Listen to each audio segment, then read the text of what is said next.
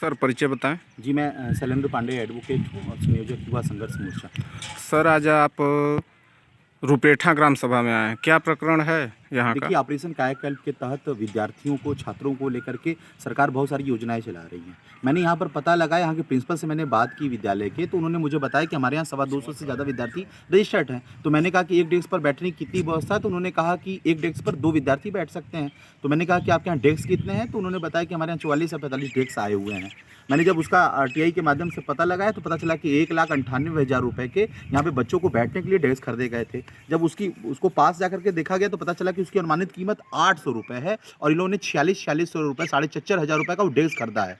बाजार में अगर आप उसको ठीक से खरीदेंगे तो उसकी अनुमानित मूल्य 700-800 से ज़्यादा नहीं आएगी। तो एक डेस्क पर 3800 रुपये के कमीशन की बंदरबाट हुई है।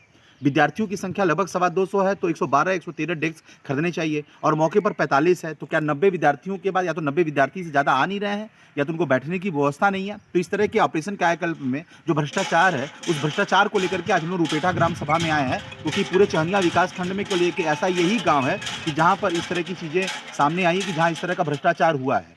और एक मिनट रुका, जो दूसरा जो एक कॉलेज का ये भ्रष्टाचार है, विद्यालय का भ्रष्टाचार है। जो दूसरा भ्रष्टाचार आया है, आप देख लीजिए, ये ग्राम पंचायत भवन 2007-8 निर्माण वर्ष यहाँ पर दिखाया जा रहा है। इसका कायाकल्प 2021-22 है। इसमें 3.5 लाख रुपए के ऊपर खर्च किए गए हैं। ये टाइल 3.5 लाख रुपए में लगाई गई है। छोटा सा 2 कमरा है, इस टाइल्स को 3.5 लाख रुपए में खरीदा गया है। 3.5 लाख रुपए अगर खर्च कर दी जा रहे हैं, अगर 3.5 लाख रुपए अनुमानित होंगे तो 3 कमरे बन जाएंगे। चूना पेंट 21-22 में कायाकल्प हुआ, चूना पेंट छोड़ना शुरू हो गया।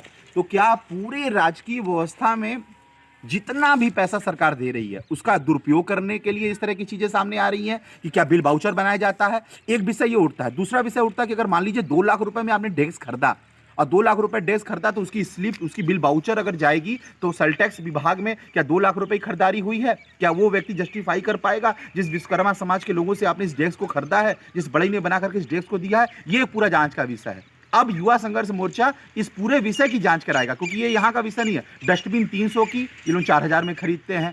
सोलर लाइट जो लगाई जाती है ऊपर 1150 में खरीद के 4600 की बिलिंग कराते हैं। पहले कहा जाता था कि 1 रुपया सरकार ऊपर से भेजती थी तो 10 पैसा पहुंचता था। बीच में लोग 90% खाते थे, लेकिन मोदी सरकार में जो सबसे अच्छी चीज़ आई है कि 1 रुपया भेजती है, 1 रुपया ग्राम पंचायत में आता है। लेकिन 1 रुपया ग्राम पंचायत आने के बाद ग्राम पंचायत के लोग मिलकर के कैसे सिस्टम से इसको खा रहे हैं, एक विषय ये बनता है। तो हमारे अगले आंदोलन की शुरुआत इस कमीशन खोरी के खिलाफ हम लोग करने जा रहे हैं और इस कमीशन खोरी चहनिया विकासखंड के रुपेठा ग्राम सभा से हो रही है। धन्यवाद।